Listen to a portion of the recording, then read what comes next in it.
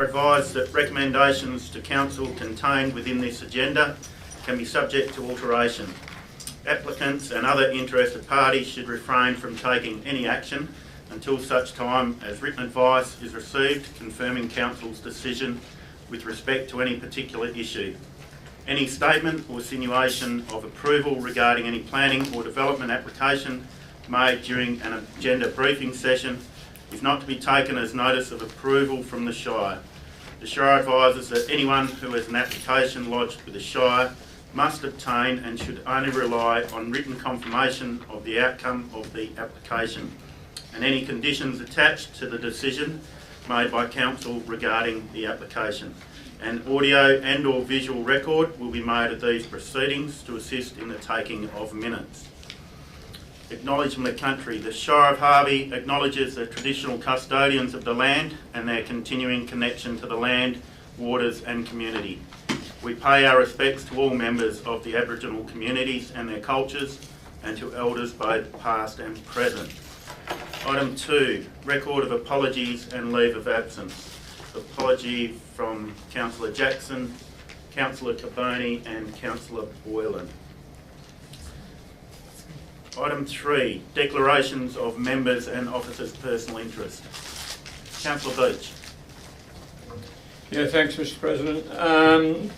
Refer to item 5.5.2, Australia Day Awards, and the minutes, the Awards, Honours and Prizes Advisory Group minutes dated the 9th of November. I won't mention any names at this point in time, but just to say that one nominee is known to me and is a colleague through another organisation I belong to. A second nominee is also known to me and serves on another committee that I belong to. The third nominee is known to me and I made the submission on behalf of another group that I belong to. That's it. Oh, sorry, impartiality, interest, and I'll treat the matter on its merits. Thank you, Councillor Beach. Councillor Dickinson. Thank you, Mr. Chair. Impartiality 5.1.1. I'm the Council Representative for Harvey Visitor Centre. Also 5.3.6. I'm the Council Representative for the Harvey Visitor Centre. And 5.5.2 Australia Day Awards. 2 of the nominees are known to me and are on committees that I am on. So I will judge them on as merits as stand chambers. Thanks. Thank you. Councillor Burgoyne. Yes, 5.5.2 Australia Day Awards. I declare impartiality interest in that. 3 of the nominees are people that are known to me. I shall stay in the chambers and vote on its merits. While the discussion takes place. Thank you, Councillor Burgoyne. Councillor Campbell. Thanks, Mr. President. Same item, 5.5.2 Australia Day Awards. One of the nominees I know. I'll be impartial and stay in the chambers for the discussion. Thank you.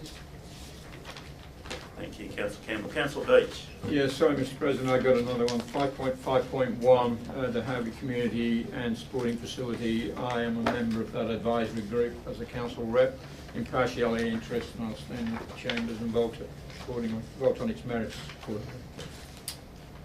Okay, and I too have an impartiality interest in 5.5.1, as I also am a member of that committee, and I will stay in the chambers and vote on its merits.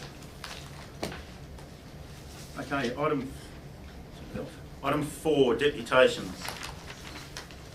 Neil. Item 5, officers' reports. 5.1, Chief Executive Officer. 5.1.1, South Western Highway Tourism Drive Proposal. Okay, thank you. This report is presenting the feasibility study which Council committed to contributing towards with the shires of Serpentine, Jarrahdale, Waroona and also Murray. This was completed in August 2020 and presented to the working group of CEOs of those shires and also the Peel Development Commission, who was also a contributor to the study.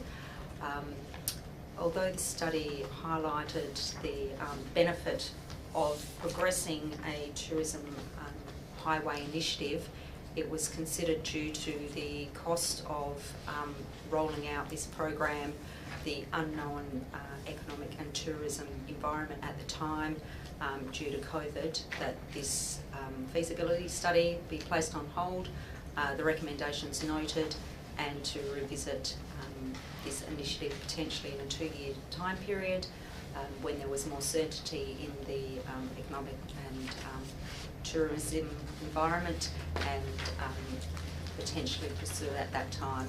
There's also a need to identify a funding strategy. There are significant costs in ensuring that this project could be delivered and also sustainable over the long term. Any questions? Councillor Bromham. Thank you, Mr. President. Through you. Will this link into our tourism strategy so we actually know what we're going to be directing people to? Because at the moment, you know, we've got some businesses, but how are we going to promote and get something moving along that lines, even if we're not involved in this? Yeah, the feasibility study report has been provided to the Economic Development Officer, Anissa Williams, who is coordinating the tourism development strategy through a consultant, and that goes out to RFQ. So that document will be provided to the consultant as background information for their study. Thank you. Councillor Campbell. Thanks, Mr. President. Annie, I acknowledge what you said. You probably answered most of the of this question, but I'm just interested to see what you would see changing in that 2-year period that would make this more an attractive proposition for the Shire. Look, obviously the uncertain environment at this time was a contributing factor to the local governments not committing to the project at this time. It was a lot based on the fact of the funding requirements, and that it is a project that is currently unfunded, and for it to be successful over the long term it needs an ongoing commitment towards that. From the Shire's point of view, I did point out that we were developing a tourism strategy, and so it was probably more beneficial for our Shire to wait until that strategy was completed. But it's one of those projects that it needs commitment from all of the local governments for it to go forward, and none of the CEOs at the time felt comfortable in progressing the project. Councillor Beach. Yeah, I think you answered part of that, Ms. Ryan.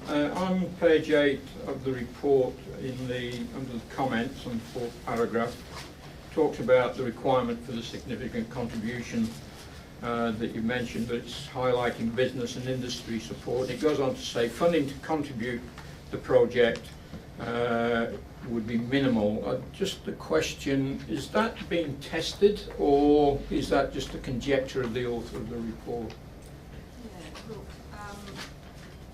the report was undertaken by a tourism professional, Claire Savage from Savagely Creative, and as part of developing the feasibility study, she did consult with a number of organisations, tourism organisations, high-level tourism SA, sorry, not SA, I'm talking about my South Australian roots there, Tourism WA, also Destination Perth, and then the development commissions in the South West Development Commission, Hill Development Commission, and the visitor centres as well. So although individual businesses weren't contacted directly, it's considered that the organisations that they did contact and consult would have had an indication of the capacity of businesses to be involved.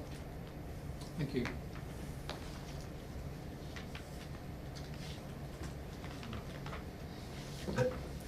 Councillor Simpson. Thank you, Mr. President. Just having reviewed the feasibility report, there's actually some really, really good information contained within that, and based on some of the responses to the questions, you certainly clarified a number of points for me. Basically, the rationale as to why it's not going to progress for the next 2 years. But having said that, is this feasibility report going to be provided to the Harvey Visitor Centre? And potentially, is the Harvey Visitor Centre in a position to at least progress some of the proposals and recommendations and whatever you do are based around the report to at least put the Shire within a situation whereby when the 2 years is up and we're actually revisiting this, that we will actually be in a much better position to move forward, because I can certainly understand why we're waiting for 2 years, but at the same time, tourism is one of our key drivers that we are really focusing on, and it seems a shame that having prepared and received a report that we're actually just going to shelve it for 2 years. I might call on our Economic Development Officer, Anissa Williams, to provide some background on that, because we were discussing that this afternoon. Thank you, Councillor. So with the report, it's very important that we first get our on-the-ground product developed. So ideally we would develop a smaller trail within our region, that can be added then to a larger trail. And I know some of the other areas, such as Donnybrook, we were working with them on a full trail to develop that. So developing those trails that then can grow into a larger trail. As Annie indicated, things of that distance are really only appeal to the interstate and international visitors, which is obviously a problem during COVID. A Perth visitor is more likely to go to a certain particular area such as the Harvey region and spend their weekend or their week there and continue on. So we're hoping that the development strategy looks at potentially 1 to 3 trails in this region and iconic events to go around that. So that is certainly within the brief of consideration for that. Thank you.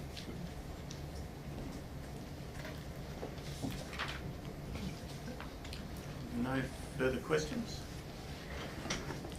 Okay, item 5.1.2, Shire Party Delegations Register. And the reporting officer of the Governance, Officer of Compliance, Manager of Governance and Strategy. Do you have any questions? Councillor Beach. Yeah, well, I've got 7. I did supply them to staff yesterday, so hopefully we're not going to take up too much time. But do you want me to read them and then you provide the answer, or you'll do both? I can read them if you like me. The first one is regards to Delegation 1.1.3, disposal of property.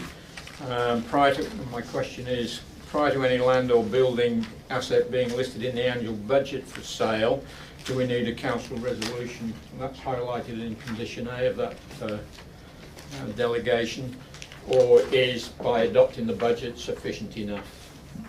Yes, the adoption of the budget is sufficient. Yeah. Thank you. The other one is 1.1.5. We have quite a rigorous policy on this, and our investment strategies are listed in that policy. Is there a need to have a delegation for that, being as there's a policy in place as well? Yes, so the instrument for delegation is provided through that legislation. That's different to the policy requirement, which comes from the financial management regulations. Regulation 19 requires the local government to have internal control procedures which employees can follow to ensure control over investments. The instrument which can exercise this function can be delegated to the CEO in accordance with 6.14, which is the delegation for investments. But we still need that internal control procedure as well. Thank you. With regards to 1.1.6, the write-off of debts, we used to get those coming in through the financial reports. I take it with this delegation that may not happen. So the question is, are we able to have a quarterly report on those debts that have been written off? Yes, that's a quite common process for some local governments, that it's reported after the fact. I guess our suggestion would be that you include that as an amendment at the Ordinary Council meeting to that delegation. An amendment, okay, thank you. 6.1.1, I note there's not a maximum value been set there. Is that because you're still working on it, or? No, that was probably an administrative error. I have since looked at what other local governments provide for in that delegation, and we will administratively, prior to the ordinary council meeting, set that amount for $500. If council takes issue with that amount, an amendment would be required to change it. Okay, thank you. I'm always a little bit twitchy when it comes to debt recovery through prosecution, so in 6.1.5 I'm sort of asking, should a report be provided to council prior to any prosecution for debt recovery be launched for a resolution, and if so, should this be added to the conditions of that particular delegation? Sure. So if we were to do that, the delegation wouldn't be required. If we were reporting it to council, it would be for council approval. So if you were unhappy with that delegation, moving an amendment at the council meeting to remove it would be the suggestion rather than adding a condition. Okay. Do you want for discussion after the meeting for something? Absolutely, yeah. Okay. 8.1.4, but I noticed that's been tabled, so I want to ask the question, where is it? Yes, and as you can see by the spreadsheet in attachment 4, the review takes a considerable amount of effort, and unfortunately with that one we did miss it out of the computer program when we put it in. Not a problem. And I struggled reading these on Sunday morning. I'd only just got out of bed and I was falling asleep again. I'm just wondering whether or not, given the large amount of delegations that we do have, and we do have reviews, and on the spreadsheet right at the back I found very, very hard to read. It's quite very, very small.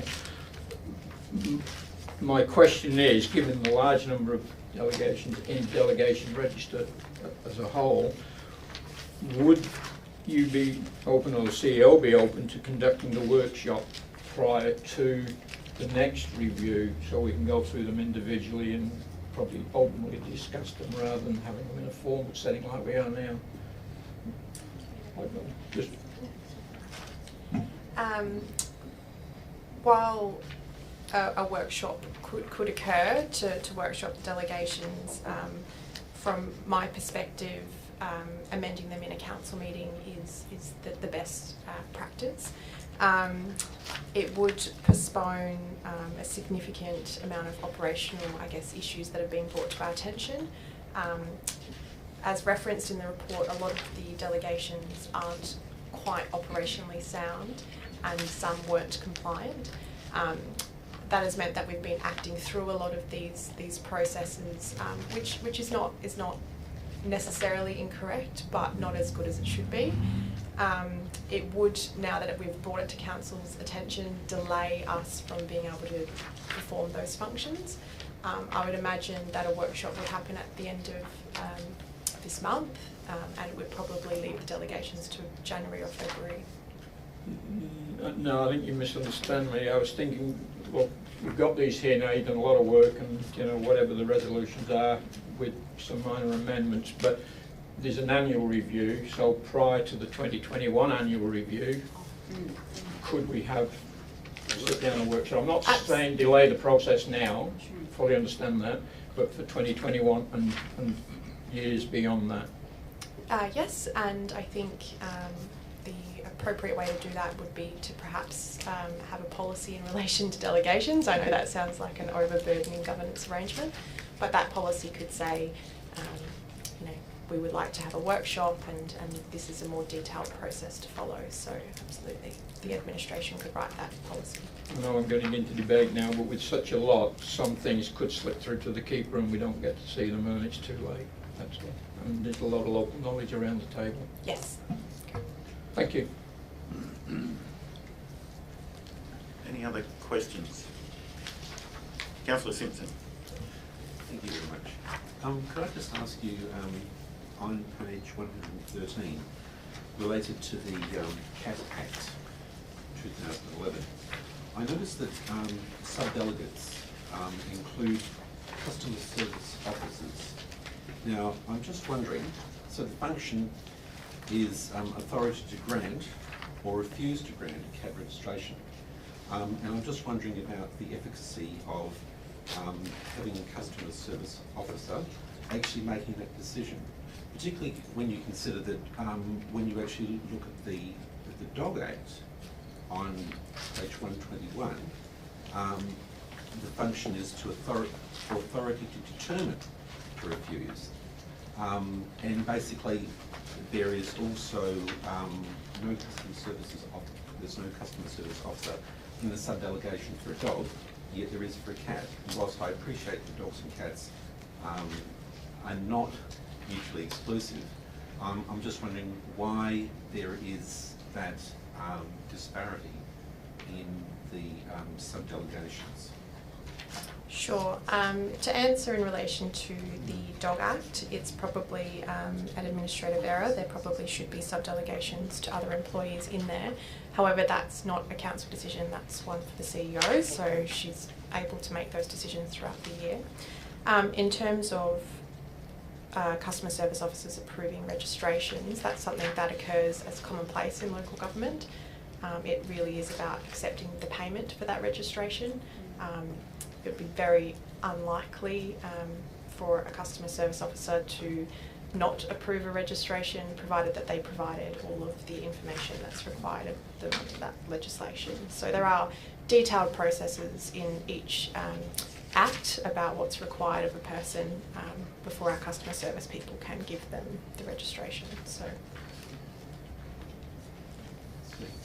So, could you just clarify for me your comment about that the CEO is able to amend and alter the delegations throughout the year? Because at the end of the day, I fully appreciate the CEO certainly has delegated authority, but one would have thought that it should actually be prescribed in delegations as opposed to just being able to make executive decisions at, depending on the whim, as opposed to. Sorry, do you understand what I'm trying to say? Yes, I do. So the way that delegations are given are from council to the chief executive officer. The requirement in the Local Government Act is that the CEO report on the sub-delegations to staff once a year. That's not to say that council get to decide what those sub-delegations are. So the requirement is that the CEO provides you with that information. With this new system, if there was an amendment to a sub-delegation, you would see that as part of the report once per year. So it might say that those sub-delegations were amended several times during the year. Cat and Dog, the Cat and Dog Act put forward an authorised person. Council don't have any say over how the CEO selects that authorised person, and that can change during the year as many times as necessary. I see. Thank you. Councillor Campbell. Thank you, Mr. President. Just having a read of the Dog Act on page 122, the sub-delegate actually says Corporate Services Committee. So should that actually be, following on from what Councillor Simpson was saying, should actually be Customer Service Officer, as we don't have that committee? I will review that and see if it needs amending before the ordinary council meeting. Councillor Simpson. Thank you, and thank you, Councillor Campbell. That brings me on to my next query in relation to the Corporate Services Committee. I noticed that on page 126, declaration of a dangerous dog. One would anticipate that would be an issue that needed to be dealt with expeditiously. So rather than being sub-delegated to a committee, one would anticipate that it would need to actually be an officer who is able to implement that, or alternatively, is that basically addressed in response to your CEO can do whatever she likes in terms of delegating it to? I would assume that the Corporate Services Committee was set up as an internal control committee to help with the administration of these functions. So perhaps where a decision was unable to be reached by the Ranger, which is the other officer listed there, it might be referred to the committee. I'm not quite across what this committee does in our organisation. It's not in my department. But I imagine that it would be part of that internal control process when decisions were questionable or we couldn't arrive at an independent decision.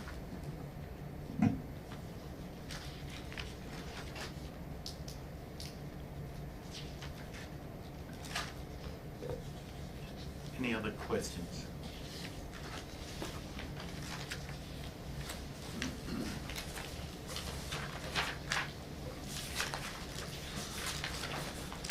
Okay, item 5.1.3, recording of council meetings.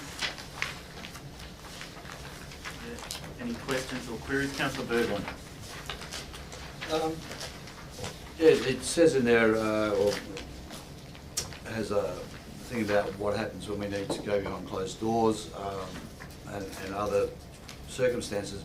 There's nothing mentioned about where standing orders are suspended, e.g. the special meeting for consideration of draft budget, where we suspend standing orders and then spend a couple of hours going through. Does that, will that be broadcast to a very broad public, or are we not? What happens with that? The way the policy is designed is that the Shire President can suspend the live streaming and recording at any time. So rather than put in every possible circumstance that might happen, we've left it to the presiding member. If you wanted to amend the policy to include it because it's significant enough to be in there, then I would suggest an amendment for the next council meeting. Yeah, I was just wondering because everything else was covered in there and that wasn't in particular. So I just want to know if it was covered somewhere online. Thank you. Councillor Bromman. Thank you, Mr. Rent, through you. Given our workshop on the communication strategy, would this policy then form part of that in the long term? Because it was they talked about external and internal communication, and this is to me like internal communications. It can be drawn to the attention of the consultant. I would imagine that this policy sits outside of the communication strategy in that it's something that is a council adopted policy in regards to how we're going to communicate with the public in regards to our meetings, but we could make reference to it in the communications policy as well. I just get through to I just see communication as being something strategic, and therefore it webs out into everything. So if you're going to have a communication strategy, it should type of pull everything together so we know how the organisation is going to operate, both internally and externally. Would that be a fair comment? Yeah. Given the workshop, yeah.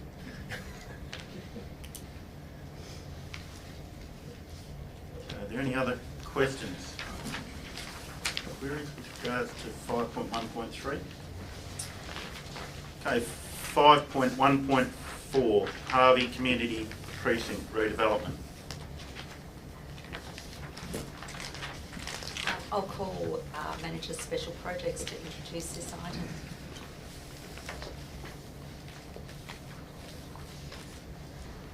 Okay, so although there is a confidential item on this after the general items have been gone through, essentially this is a two-part tender that was advertised, the first part being an expression of interest, the second part being a select competition out of those selected consultants who were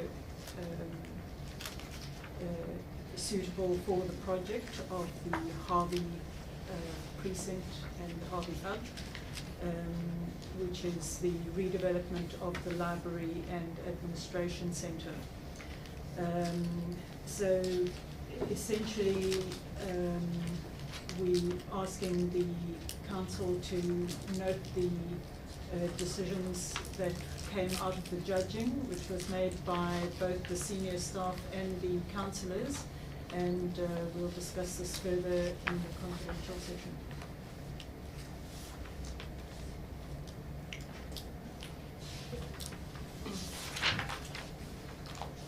Okay. Item 5.1.5, Designated Area Migration Agreement.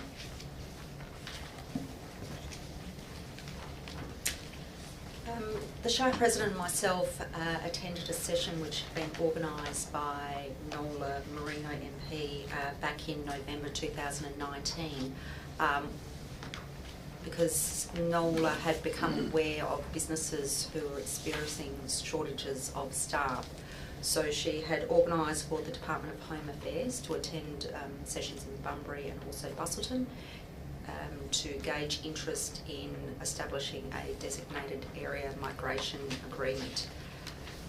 Since that time, Shire CEOs across the southwest have met with Nola and also been in discussions with the Bunbury Chamber of Commerce and Industry in regards to funding a study to assess the feasibility of establishing a DAMA and how that would operate in the southwest.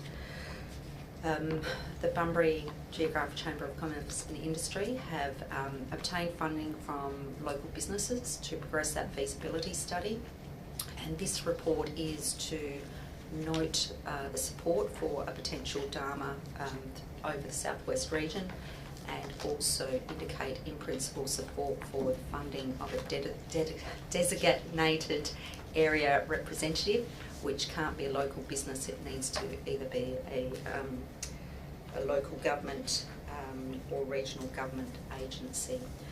This there will be a report to the Southwest Walker Zone meeting as well to obtain support through that zone process.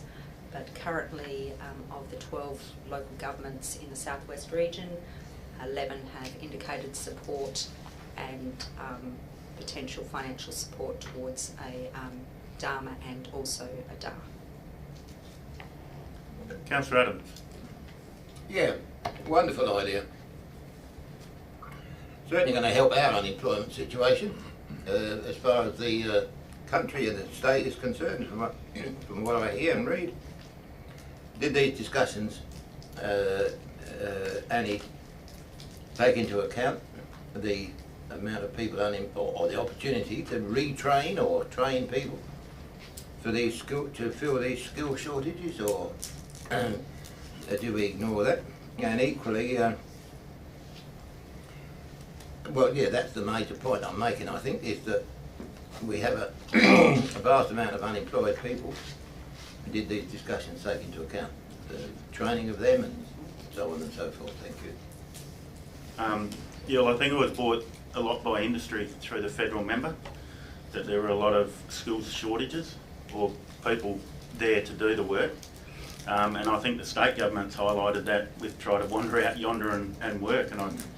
And regardless of the unemployment, it's probably those people that are unemployed also need to realise that there is plenty of jobs there. But a lot of people are finding it hard to get those workers on their farms. And that's right across the board within the southwest. Not only southwest, but probably the wheat belt, hospitality industry. And there's a lot that have been told, feedback that we're getting through employment agencies, that when they ring people with jobs, they're told that they're happy to get their holiday pay of $1,800, and then when that runs out, they'll ring them back. And that's the sad part about it, that this is trying to highlight a simple shortage within our local area. I appreciate all that, but the point remains that there is all these unemployed people, and as I've given to understand, certain industries have been, there have been redundancies, which there must be skilled people amongst them. In the aircraft industry, for argument's sake, there'd be a lot of people that are trained to do mechanics and so on and so forth. One would imagine, don't worry about these lazy buggers who won't go off their arse and come down and work in the paddock. there's a way to overcome that too. You say, right, you do that or you don't get any holiday pay. We're weak in our approach to that sort of stuff. But the point still is there that I would have thought that there were these, if you talk about skilled people, that there are those in the community and has this taken, this policy or this discussion taken that into account, or the opportunity to train and have more apprenticeships. This is across a range of skills. In the southwest region there are areas where they're not able to attract medical practitioners, and these sort of dharmas can particularly target those sort of skilled areas and attract migrants. So there obviously is the opportunity for Australians to take those roles that are available, and where they are not, those businesses aren't able to attract Australian staff, then there's the ability to access labour through these agreements. Councillor Brom, question. Yes, through you, Mr. President. I suppose a statement and a question. I think one of the things is, the statement would be, one of the things is I don't think we should just talk about people or things without some factual information behind it.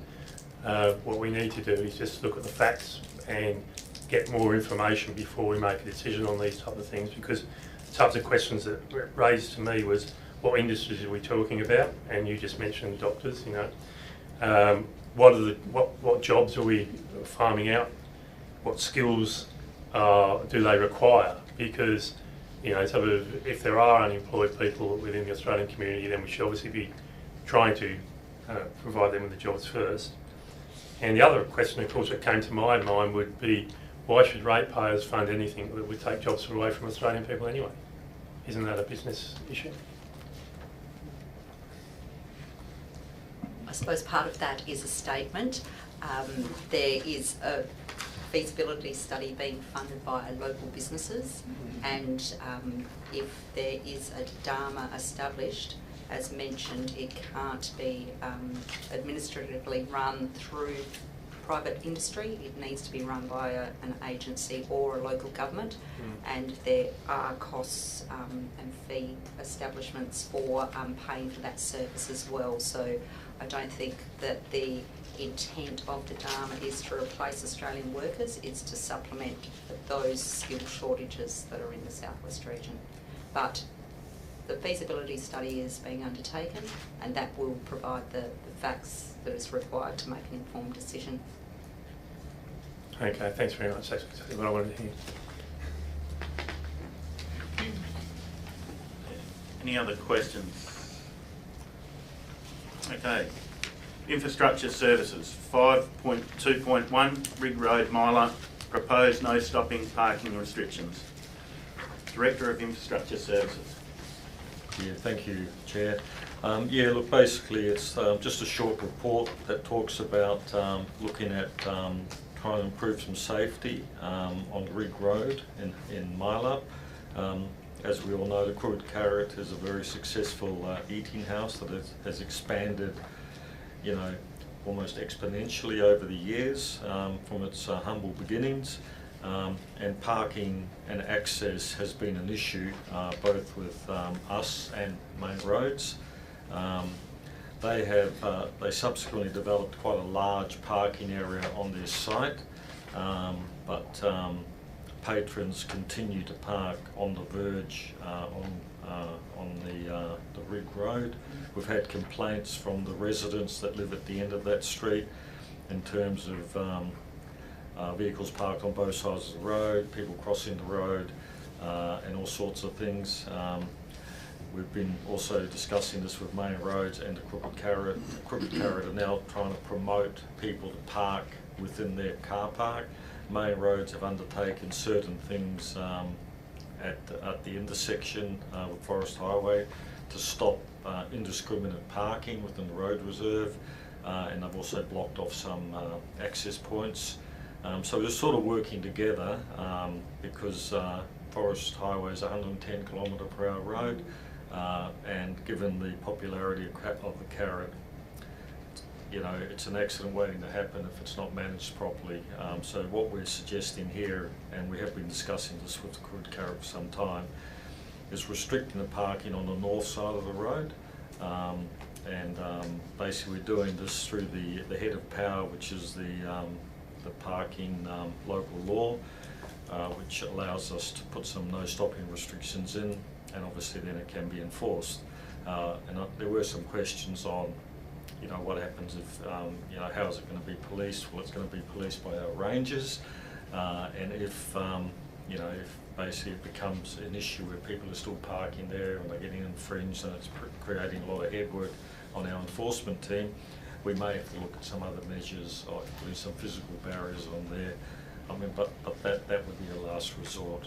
So yeah, this report is asking council to support implementing the no stopping restriction. Cars will still be able to park on the Crooked Carrot side, Angle Park there, but they won't be able to park on the northern side. Councillor Beach. Yeah, something comes to mind after that explanation from Mr. Loxton. Are the Crooked Carrot then supportive of the no parking on the north side of Rig Road then?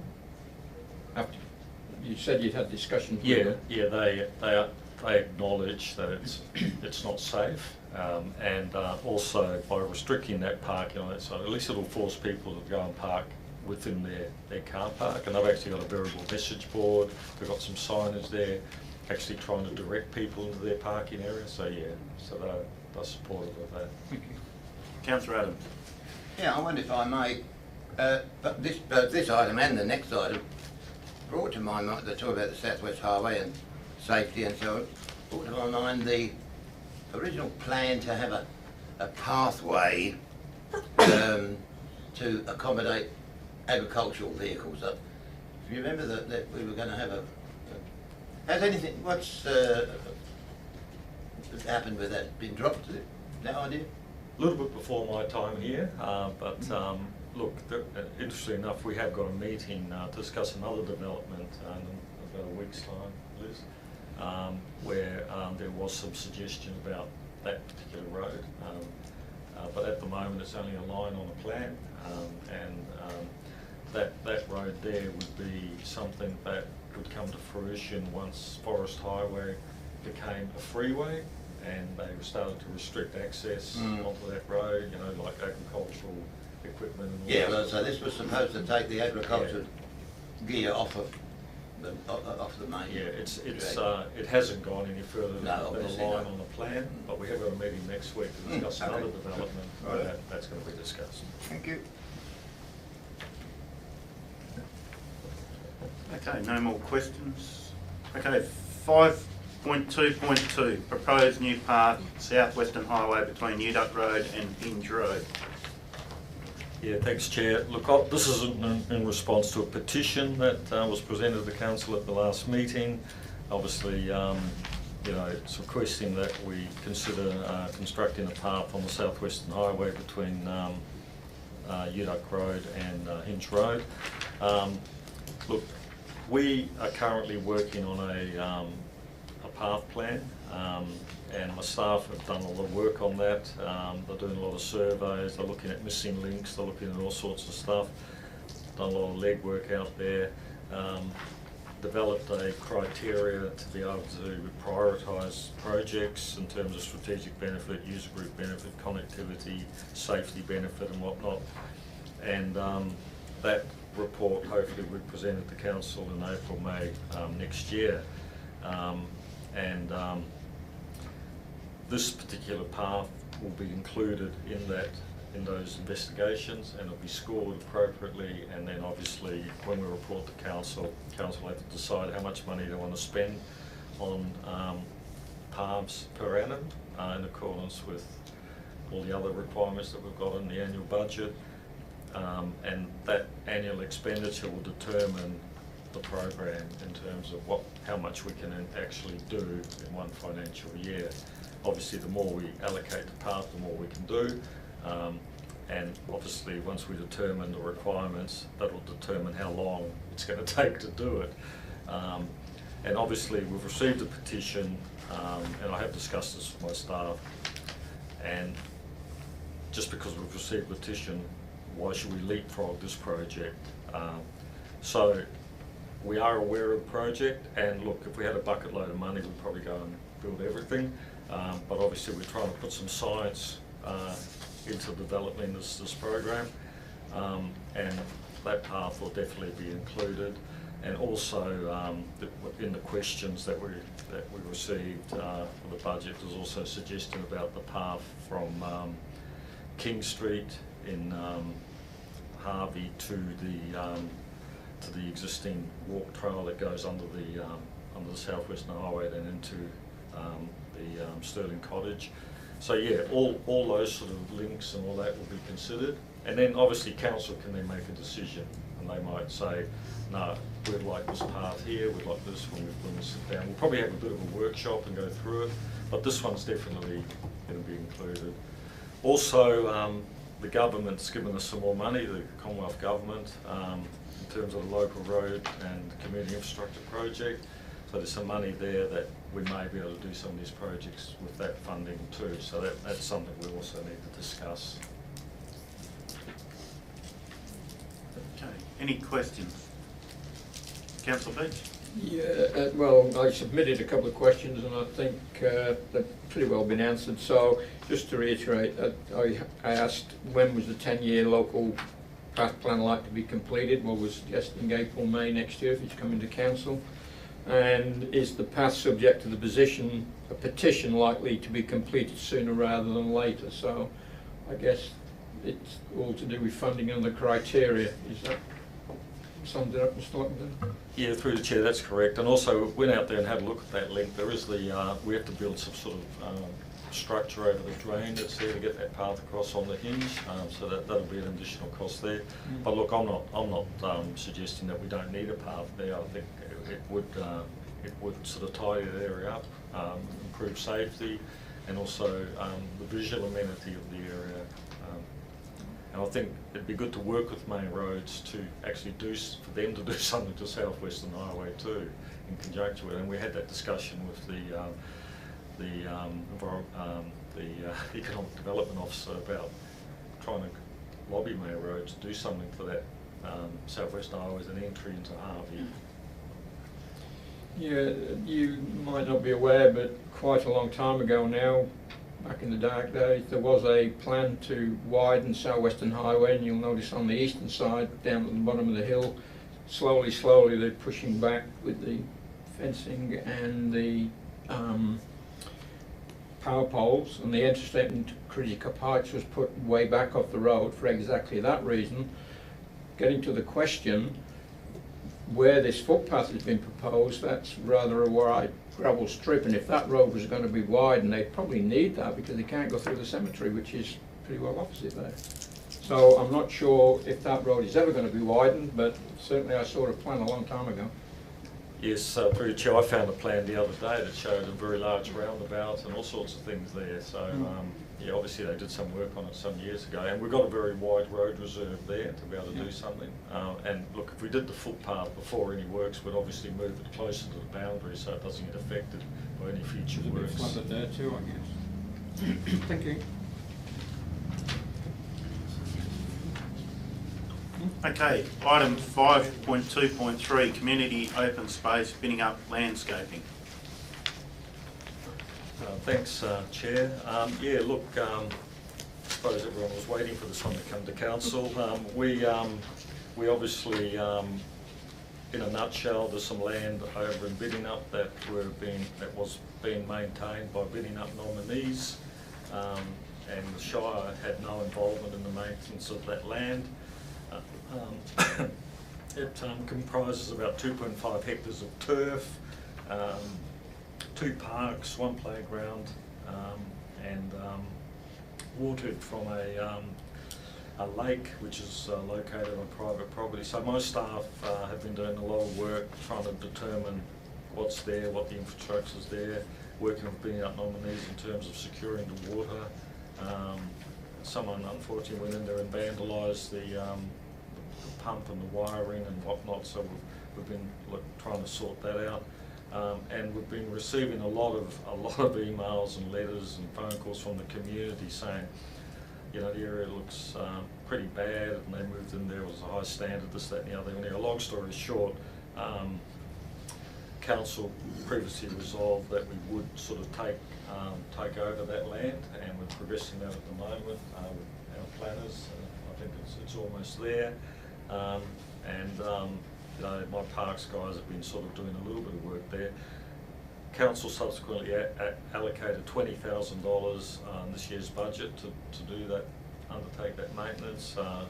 We got several quotes to look at doing the maintenance. It's about $90,000 per annum, obviously part of the year's already gone, so it's not going to cost $90,000 this financial year. But it is going to cost more than the $20,000 we have currently on budget. So basically this report is just asking council to support this, then an additional $40,000 in the budget review to undertake that maintenance. Subsequent to that, there's been a lot of questions on this, whether we should keep on maintaining that to the same level that's there now, which is all pretty well turf and we don't have that level of maintenance in other areas, other than where we charge a special area rate. So look, I suppose moving forward, it's going to have to be a council decision whether they want to continue maintaining those areas at the same standard, whether some sort of special area rate is considered, whether we reduce the standard and look at more water-wise plants and less turf area. And I suppose moving forward, we're going to have that discussion, and whether we, go and meet with the community out there and show them the options, and say, look, to do what's there now is going to cost this much, and you may have to pay for some of that. We reduce the standard, and it won't cost you anything, or whatever.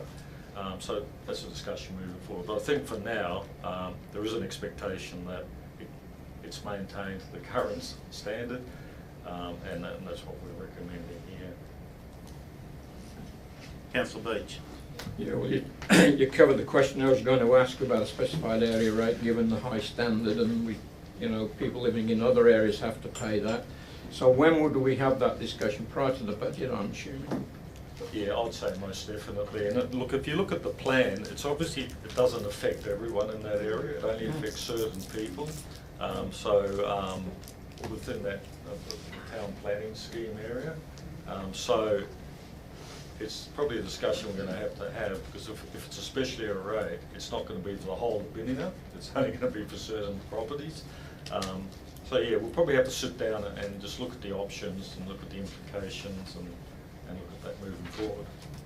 But that's not unusual. I mean, we have that in the Australinda area, pockets that pay and other areas that don't. Yeah, for sure. Look, we'll have to present something and probably have a workshop and come up with some options, and then maybe look at engaging the community out there. Councillor Simpson. Thank you very much. Sorry, I was quite comfortable with this, but now that we've had a discussion, it's just raised a few red flags. From the comments that you've made, I presume that currently the area amenity has run down and you've been receiving complaints.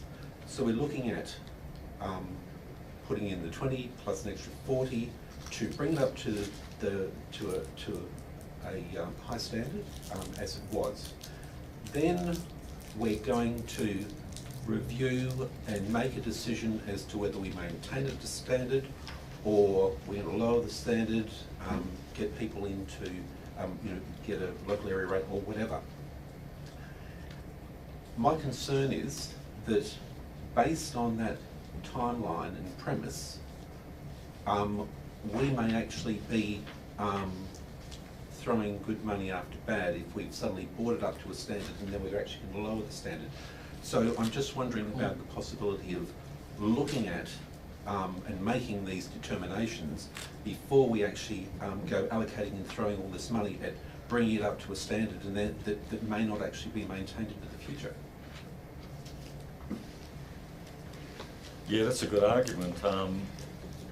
And look, I suppose we're only going on the expectation of the community, and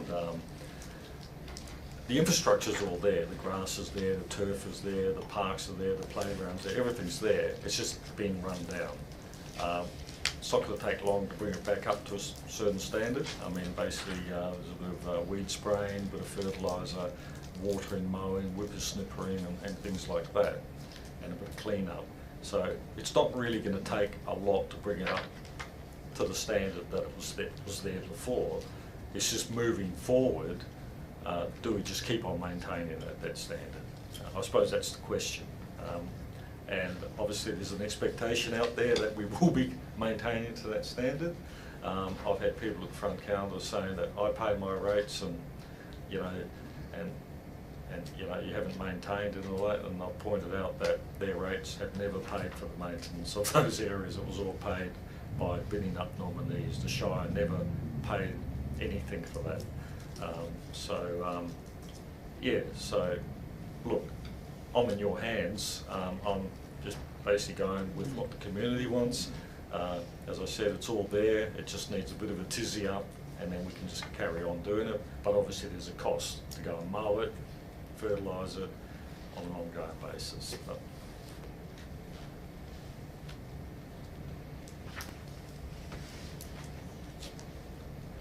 any other questions? Okay, 5.2.4 Better Bins Plus Go Fogo Curbside Collection Program. Manager of Waste and Safety Services. okay, look, I'll introduce this, and if I need Hayden to come down and help me out, I will. But basically, the Shire's applied for a grant. Well, firstly, the Shire allocated $160,000 in the budget, subject to receiving the grant, and we've received the grant for about $158,000. And the grant was to support the purchasing of compostable bags, waste education, branding on collection vehicles, bin tagging of curbside bins, etc.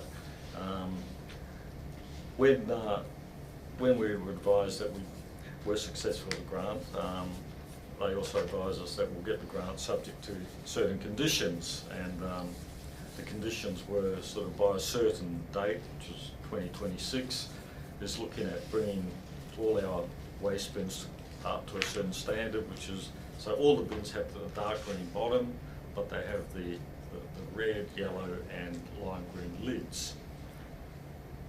We are replacing the general waste bins with the red lid as we replace them and as new services come online, so they comply, the green bottom and the red lid. The recycling bin somewhat complies, even though we need to have the dark green bottom for those ones. And the lime green bins, obviously the requirement is that they have the dark green bottom and the lime green bin. So all that is a cost. The other thing they've asked for is that we agree to look at reducing the size of our general waste bin by 2026 to a 140 litre bin or less.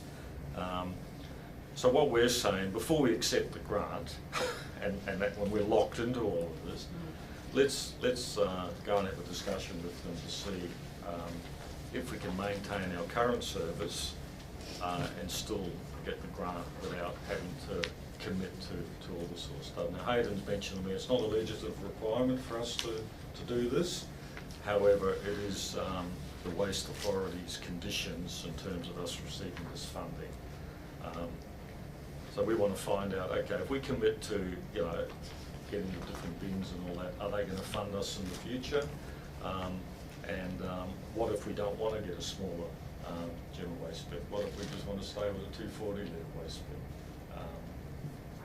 Will that jeopardise any future funding or whatever? So, Mr. Jones, do you want to add anything to that? Have I hit it on the head? Councillor Adams. A question. Yeah, I wonder if either Hayden or yourself could advise me what parallel universe the Waste Authority are living in, because this strikes me as being an absolute load of rubbish. The conditions that they put on for sale, it'd be great. It's only, what, 2 years ago, 18 months ago, that we had a grant for the lime green bins. Now we've got to change them. As I say, they're living in a little world of their own, they must be. Yeah, look, I think, Councillor through the Chair, I think the Waste Authority are living in the metropolitan area, not the regional area, where, you know, there's a lot of infill development, flats and units, this, that and the other. It's a whole different scene there in terms of waste generation and this, that and the other. And I don't think one size fits all. And I think what we've introduced and what Council approved really works down here. And I don't think there'd be a lot of appetite from our community to change that.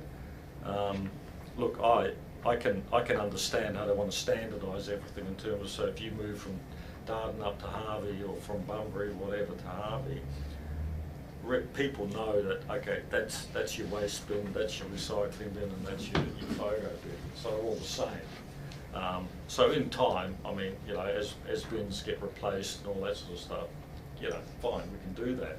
But I don't think we should commit ourselves to doing it by a certain date at an exorbitant cost, and also commit to getting a smaller waste bin.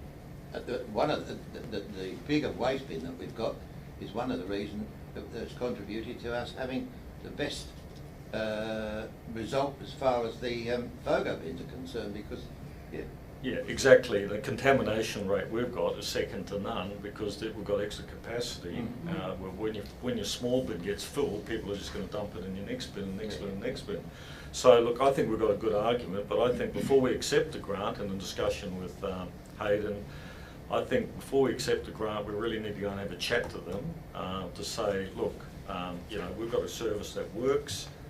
We don't really want to change it, but we're amenable to sort of slowly changing the bottoms of our bins to concrete over time. As they need replacing. But we've got a stock of photo bins there that we're still rolling out to new services and replacements, so we're not going to start rolling out, buying additional bins and start rolling that out now.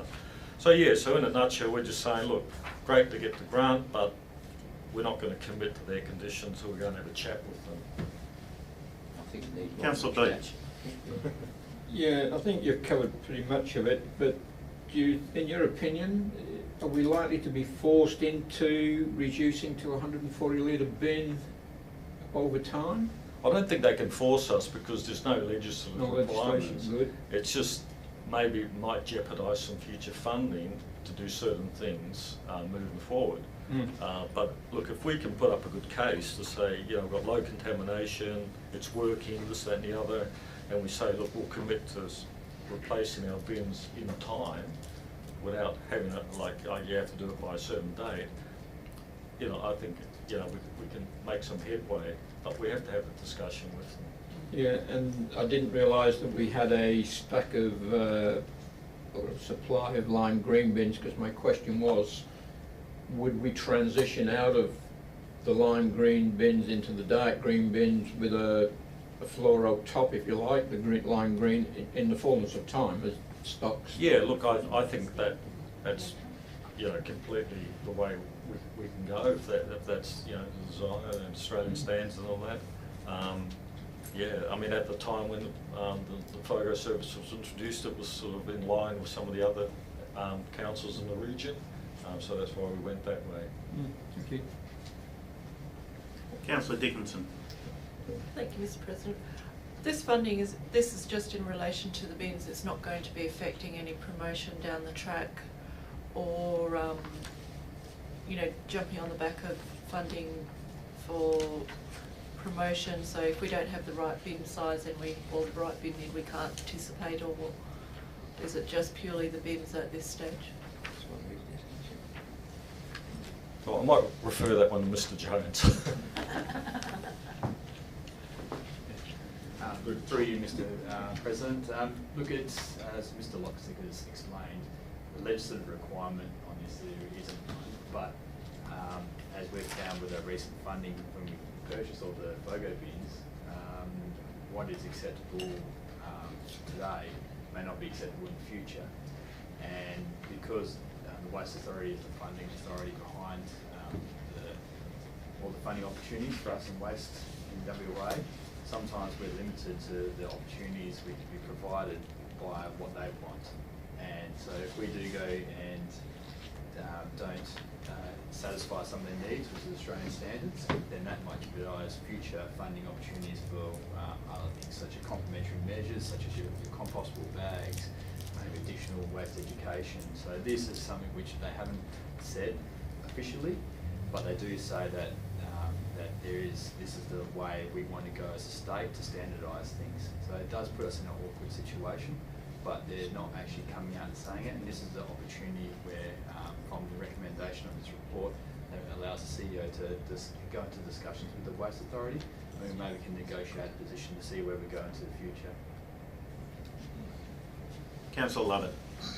Thank you, Mr. President. I'm just curious, are we able to look at offering some of our smaller residences, some of the smaller blocks or the retirement unit developments, is there an option that we can offer the smaller general waste bins? Because, you know, so, I mean, my own household as an example, I think we've put it out 10 times in the last year. We hardly ever put it goes out once a month, basically. If we had a smaller one, you know, there are households around that couldn't survive with a smaller one. Is that something that if we, in order to meet the requirements, could we look at almost a swap over so that some of the single resident dwellings can swap over if they want to, and we might be able to meet some of the guidelines?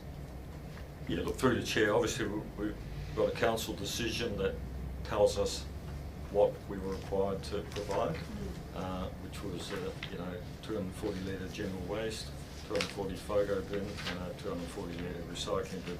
If we went to a smaller bin, obviously it needed to be a council directive and a decision, and also obviously, you know, we could discuss that with the Waste Authority in terms of, you know, we don't want to just do a, you know, just go that way for everyone, but there may be some instances and some, you know, built up areas, or, you know, we've got exactly what you're talking about where there may be scope to have a smaller bin.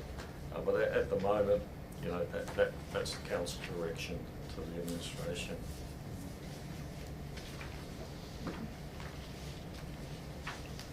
Okay, it is, while you're standing there, Mr. Jones, it is already good to see that 65% material recovery, which is above the level set for 2030 in the first 12 months. So I think the system is working well, and a contamination rate of 0.4%. So it is, as Mr. Lotsnick has said, it is the system that is working. So, okay, item 5.3.1, extension to existing use not listed. Through you, Mr. Chair. So we received an application for Harvey Farm Service to expand their business onto their adjoining lot 77. The purpose of using that property would be for servicing of their machinery, the testing of the serviced or repaired machinery, storage of their equipment while they're awaiting repair or service, staff, car parking, and for deliveries. Access to the business would still remain via lot 20, which is their existing access at the moment. Council considered a similar proposal back in 2011. At that particular time, the use of lot 77 was not approved by council due to the potential impacts on the neighbouring properties, and they were proposing to access lot 77 from 6th Street rather than Kirichikup Avenue. So with the current proposal, they have agreed that all access would be off Kirichikup. The application was advertised to nearby landowners. Out of the 7 submissions we received, 5 were objections. So officers met with a number of the residents in a group and probably spent a good hour discussing their issues. Essentially, they're supportive of the business itself, but they just had concerns with the impacts on their properties, and had a number of suggestions on mitigation measures that we could potentially require that would then reduce those impacts. So officers went to the applicant and went through those suggestions. So the majority of those they have agreed to. One of the ones that the neighbours had suggested was putting the 20-metre buffer that they've got along the rear of those properties, is doing a solid fence at that 20-metre mark. But in discussions with the applicant, there's water services in that area that need to be accessed, and water readings taken from, and actually fencing off that area completely. Then there's maintenance issues, fire hazard, those sorts of things. So the applicant is happy to put a solid fence on the property boundary, and then still have that landscape planting, and to actually mark off that area so all the employees know that they can't actually use that area as part of business. The nearby owners weren't necessarily happy with the idea of their rear fences being replaced with solid fencing. So we did a bit of research, and in the Dividing Fences Act, if it's a requirement of a development approval to do that solid fencing, then they are able to do that under the Dividing Fences Act, despite the adjoining property owners not agreeing. The main reason for the owners not wanting the solid fence was because they then don't get to look out their farm style fencing, but we need to bear in mind that the size of those properties under local planning strategy and then the new scheme, they won't be considered farming properties anymore because of their size. They will go to a rural residential zoning. So based on all the factors, officers have recommended approval, subject to a number of conditions. All of the conditions we have recommended except the standard conditions number 1 and 2, all of those have been recommended based on discussions with neighbours and the applicant in order to mitigate those impacts. Any questions? Councillor Brolin. Thank you, Mr. President. Yeah, I've got a couple of questions here. What work is actually going to be carried out in this location? And the second part of it is, what type of noise will that be? What type of noise will come from that type of work? And have we modelled that against will the fence be effective in actually mitigating that? Through the chair, no noise modelling has been undertaken. Essentially, they would use the land, so the testing of the machinery, it could be tractors with a mower attachments. Obviously, they need a pastured area rather than a hard stand car park to undertake that testing.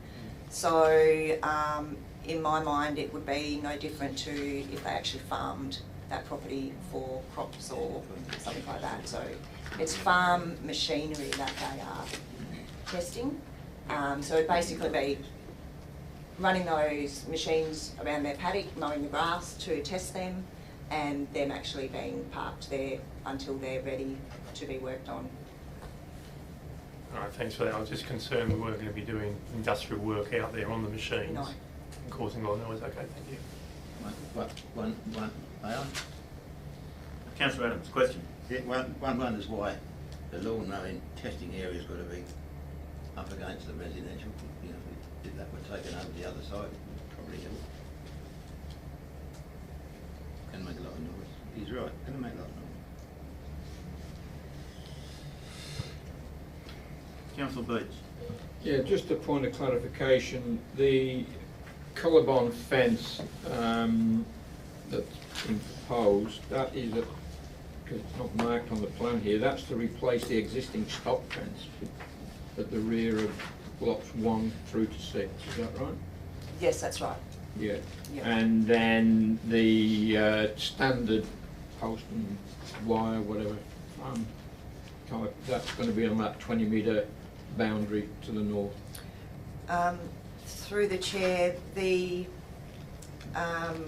20-metre land buffer wouldn't necessarily be physically fenced, but it would, the minimum would be, it'd be like marked in the corners, so they know they can't be going any closer. Okay, yeah, so it just marks that particular area there, yeah. Is it a case that if it's for the colour-bond fence, and I know this came to council in 2011 and the council weren't supportive of a colour-bond fence back then, mainly because it's a rural area and there's none in the area. Is it a case of, let's say, lot 1 doesn't want it and lot 6 doesn't want it, but lot 3 and 4 want it?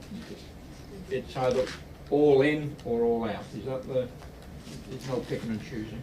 Through the chair, from our perspective in terms of amenity for the area, you would want all or nothing.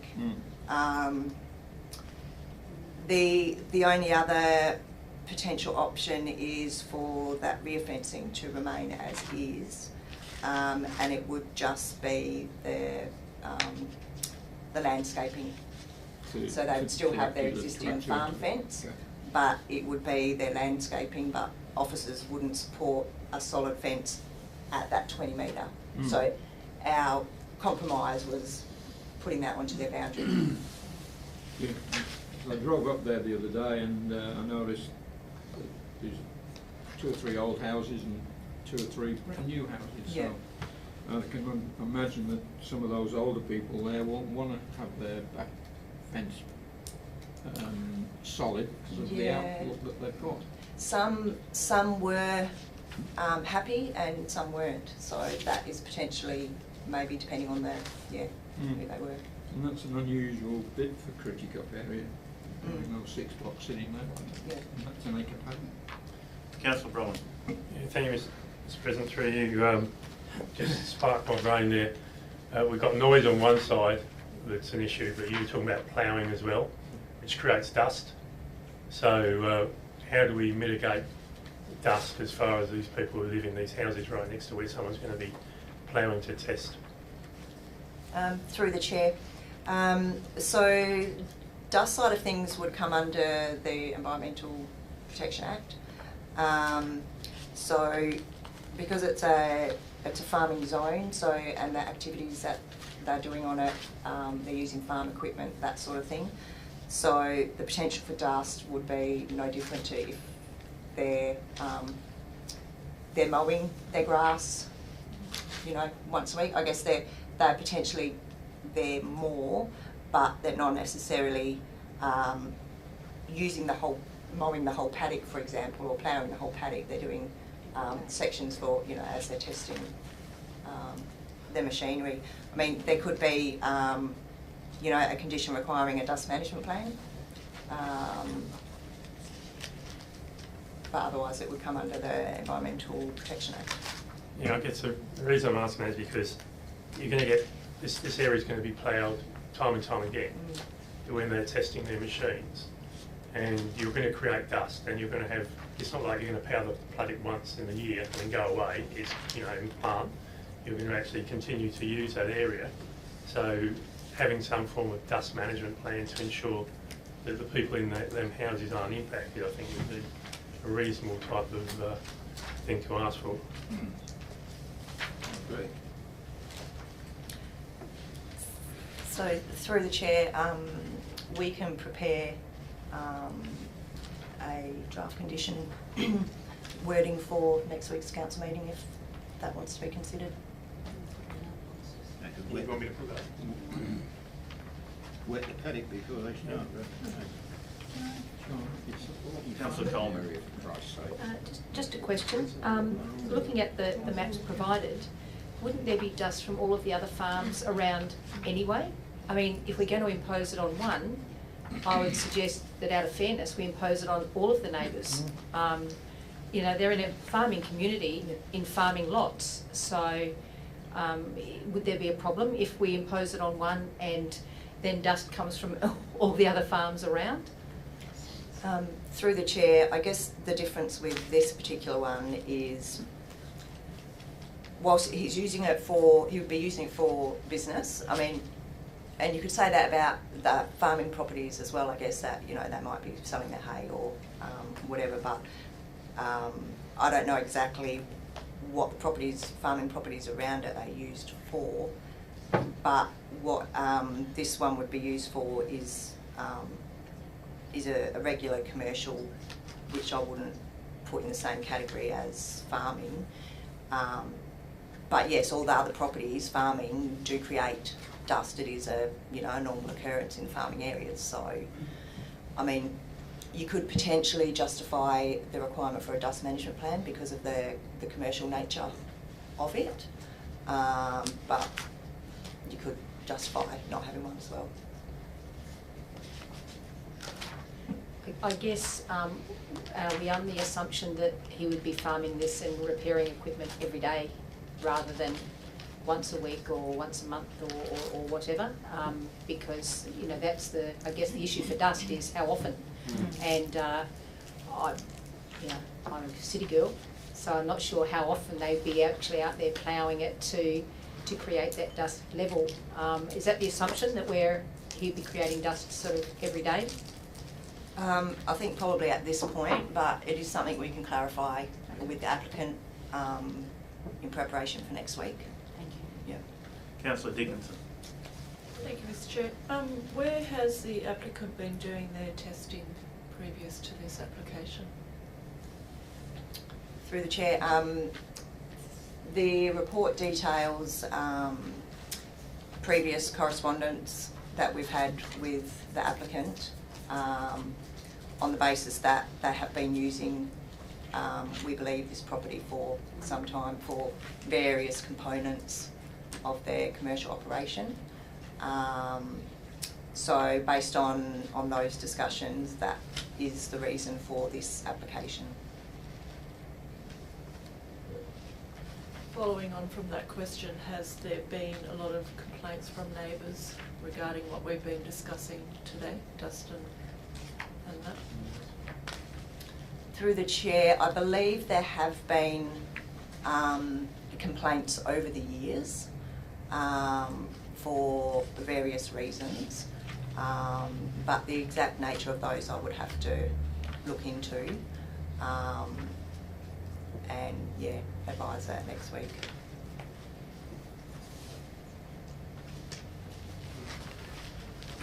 Any other further questions? Okay, 5.3.2, Local Development Plan, Stage 1, Eden Life Communities. So through the chair, the development approval for Stage 1 of Eden Life required a local development plan. The local development plan that has been submitted provides a development standard, so when each home is put onto the lots, there's standards in terms of setbacks and those sorts of things. So the LDP, if we refer to it as that, at the moment is proposing to vary the setbacks for the front setback to their internal roadways and the side and the rear setbacks.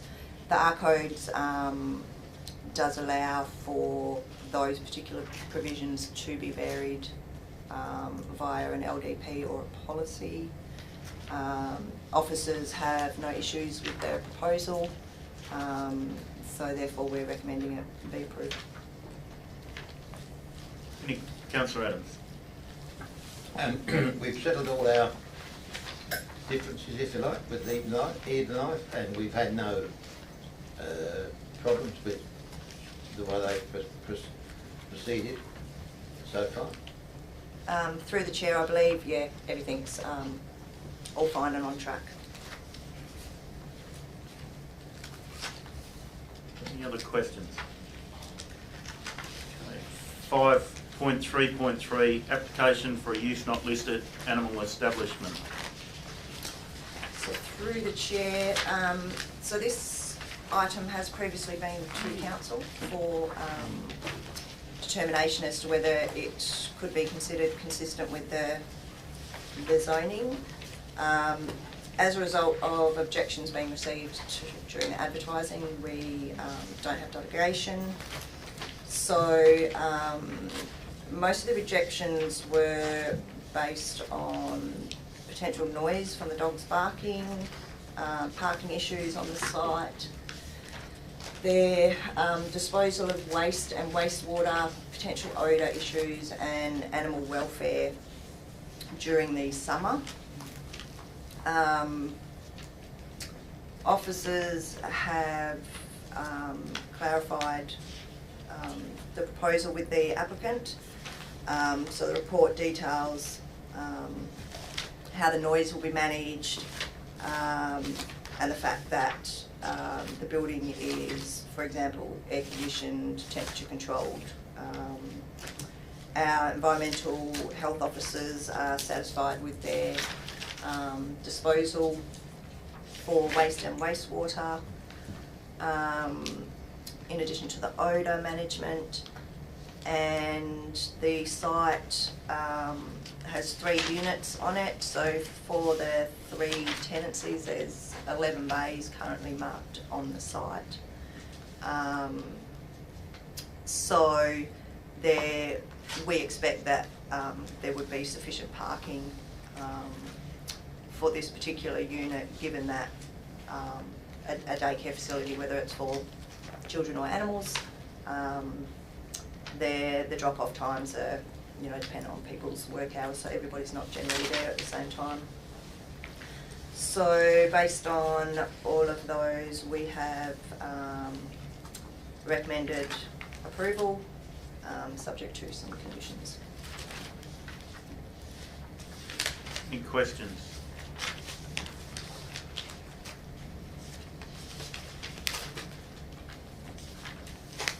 Okay, item 5.3.4, approval of a shed to a dwelling. Through the chair, we have an application requesting to convert a shed to a dwelling. Number 6 Mackenzie Place in Australind. The shed is 70 square metres, and I believe the applicants propose, once it's all approved and compliant, for their daughter and granddaughter to live in it, so it would then be considered as an ancillary dwelling. Because it's a residential property and it's compliant with the size requirements, that would not require planning approval. So there are some works that would need to be undertaken for it to be considered a habitable building, and those works are fairly standard for a shed conversion, so they have been included in the requirements of the recommendation. Is there any questions?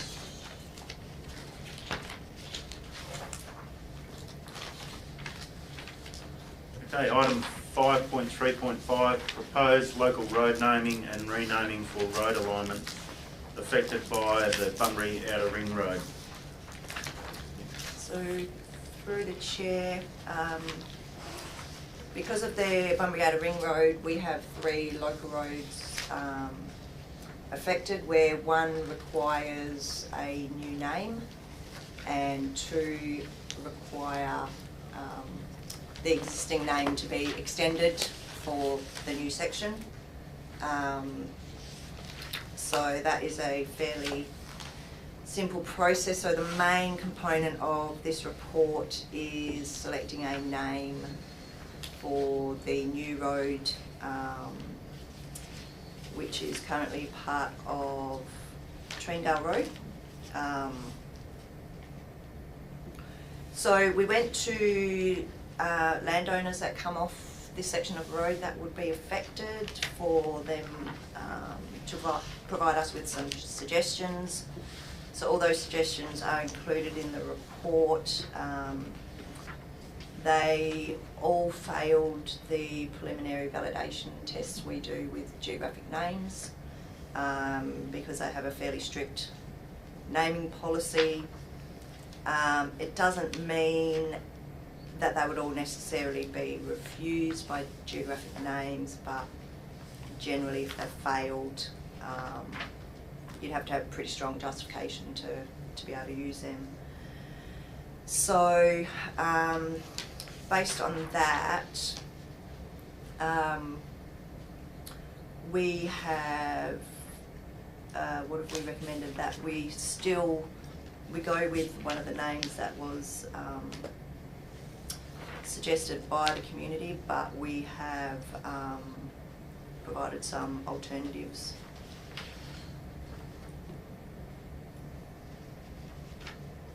Councillor Burgoyne. I'm just wondering why we'd like to suggest some alternatives, given that only one of the alternatives actually passed, and if somebody takes the easy way out, they're just going to flop off the first three and go with the last one, which doesn't really ring well with the landowners, I don't think. So I'm just wondering if we can really need to have that alternative there, or alternatives there, and just go with the main one, or is that not an option?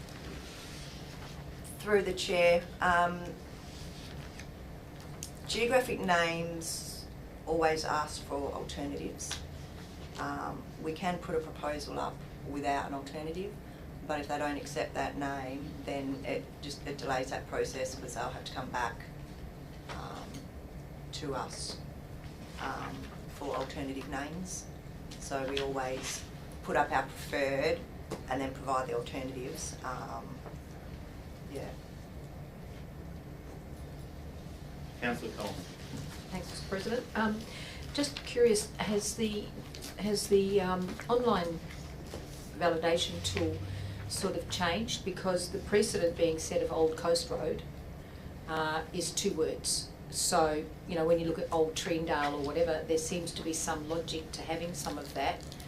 But Old Coast Road, and there's a number of others that have the 2 words in it. So why can the precedent not be sort of followed? Through the chair, we certainly can request that, but the naming standards that are used across all of WA are different to back then. So we actually have a number of roads that don't actually meet the requirement now. And if you actually read that standard, some of the examples they provide of how not to name your road is actually some of our roads. Harvey Quindanning Road is actually mentioned in there. So yeah, so it's when that standard has actually come in. Thank you. Councillor Bromman. Thank you, Mr. President. I'm just looking at the names here. You got River Bend as 2 words. Why couldn't you just make that 1? Yeah. Through the chair, you could potentially. River Bend something, but then because it's a short road, we need a short name too, so. River Bend close.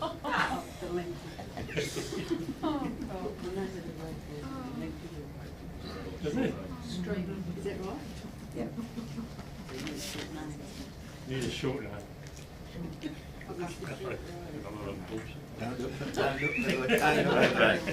Any other questions about Short Road? Well, there you are, there's a fine name, Short Road. Short road. Okay. 5.3.6 proposed tourism development strategy and visitor servicing and signage strategy. So through the chair, I will get Ms Williams to provide a brief on this one. Through the chair, as council is aware, in past decisions made, you elected to develop a local tourism development strategy. and also a tourist information bay and signage strategy. In coming to the position and in review in consultation with the working groups, it has indicated that there is having two separate strategies done by two separate consultants, that would be considerable overlap in process. We are asking that the working groups be merged, and also the actual request for quote process be merged as well, just to have better economies of scale and ensure also that our tourism operators aren't consulted twice in a very short time period and ask the same questions over and over again. And in that, we have proposed a new name for that to bring that together. Also, this also proposes that in terms of, we will be producing two separate documents. The request is also made that the review of the Harvey and Australian visitor centres be included in an area of visitor servicing and not in terms of development. And that is because visitor servicing will then look at all ways that we service visitors, which is a very common terminology in the tourism industry, and that may be providing information via a tourist information bay, or it may be providing information via a visitor consultant. So streamlining that process is what we're requesting. Any questions? Councillor Dickinson.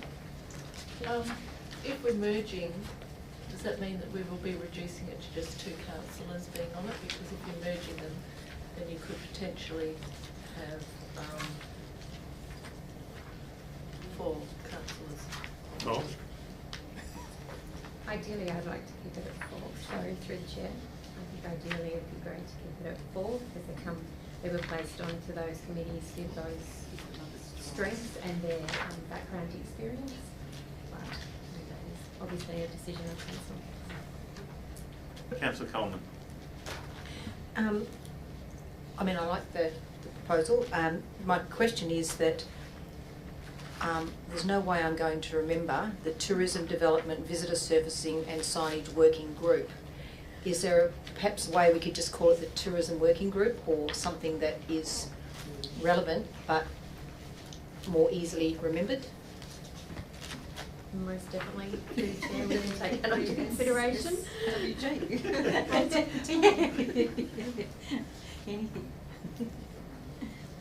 Okay, is there any other questions? Thanks, Anissa. Okay, item 5.4.1, listing of accounts paid September 2020. Thank you, Mr. President. We have had 2 queries in relation to the payments. The first one was EFT 51535, Department of Fire and Emergency, and that is one of our quarterly payments for our ESL. We rate on behalf of the Department of Fire and Emergency, and we pay them quarterly the amount that we rate for them. That helps to fund those services and the vehicles that we have. The other one was EFT 51753, Country Landscaping, and that was works for the Brunswick River Cottages, landscaping and irrigation supply and installation as per construction drawings and quotes. Councillor Lovett. Thank you, Mr. President. I'm sorry I didn't get time to email this through earlier. EFT 51582, I think that just needs to be reworded. I know she's talented, but I don't think she did that job. It's for Leslie Euchre. Welcome to country on August 18th, 2020 at Harvey Clean Block Pipes. Yes. Multi-talented lady. Thank you, we'll change that.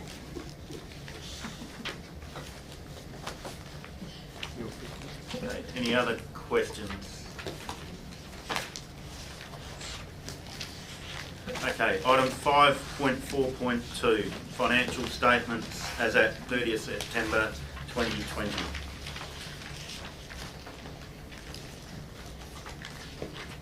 there any questions?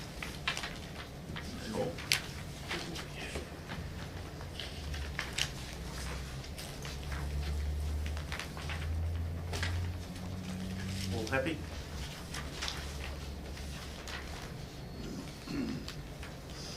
Thank you, Mr. Winter. Community and lifestyle. Item 5.5.1, the Boundary Harvey Community and Sporting Facility proposed MOU. Director of Community and Lifestyle. Thank you, Mr. President. This item previously came to agenda briefing on the 15th of September and was withdrawn. And what's been presented in front of you today is a direct response to the queries raised at that meeting. Specifically, the report outlines how this new facility delivers on the social capital and increases the community connection, bonding and sense of pride that's available now in the Shire of Harvey. I'd also like to draw your attention to page 78, paragraph 4, at the time of receiving incorporation, where it steps through the financial arrangements as outlined in the MOU, which is a requirement of council as outlined in section 6.17 of the Local Government Act, setting levels of fees and charges. What is quite unique in Harvey is that we have just a number of clubs that are not in the same position as other clubs. So therefore this is, the officer's recommendation is to provide through a pilot opportunity the ability to develop some robust methodology behind setting those fees and charges to make sure that we're compliant with the Act. Thank you. Any questions? Councillor Coleman. Yeah, I just had one, and hoping that you can talk me through it. We've just wound down the incorporated body of the Harvey Rec Centre because the staff were being paid by the Shire and they are employees of the Shire. So is the Boundary completely standalone now as an incorporated body and therefore not being paid, or are we going to come into the same sort of conflict? Through the chair, and we do also have the officer here today if you'd like some more technical understanding of what's available, but and manager of the Harvey Rec and Culture Centre has done some figures on the usage and the potential cost of that, but it is a facility that is for use of the wider community as well as a civic opportunity for meetings, and there have been more than 20 Shire-run meetings held in that facility since it was operational in August. So it's not a standalone facility just for use by clubs. Okay. Councillor Coleman, just to expand on that, in regards to the Incorporated Association, previously that association for the Harvey Rec and Cultural Centre ran the operations at that centre. Part of this arrangement will be that they will be the body that hires the facility or utilises the facility for a charge. So it will give the Shire the ability to have somebody or a body to invoice, whereas previously we had the arrangement where it was a number of individual groups with no head of power as such. Understand, thank you. Any other questions? Councillor Bromham. Yeah, thank you, Mr. President. I know that we have facilities here in Australand that run in a very similar way, and I'm wondering why we just don't have across the board in relation to the Shire continuity on the way we run all our facilities. So that, we don't just have one off here and one off there all the time. I'll give it a first crack through the chair. We are, as officers, also charged with the responsibility of developing a sport and rec strategic plan which will review all of the facilities provided across the Shire and the services that are run through those, and assess an audit of the gaps and the duplication in that, and possibly identify some recommendations for addressing what you've just mentioned. If that's the case, are we going to put a time limit on what we're approving at the moment so that it falls in line when you're report come out so we can change things immediately? Also through the chair, so as you'll note in the report in front of you, the MOU outlines that it will become established once incorporation is achieved at the beginning of the new financial year, and the Sport and Rec strategic plan is due to be finalised before the end of this financial year. So technically those two outcomes should align quite well. Thank you. Thank you. No more further questions? Okay, so 5.5.2, as there is a confidential attachment to that, there is some questions pertaining to that, so we'll move that behind closed doors with the other two items. So we'll go to dispose of item 6, elected members' motion to which previous notice has been given, is nil.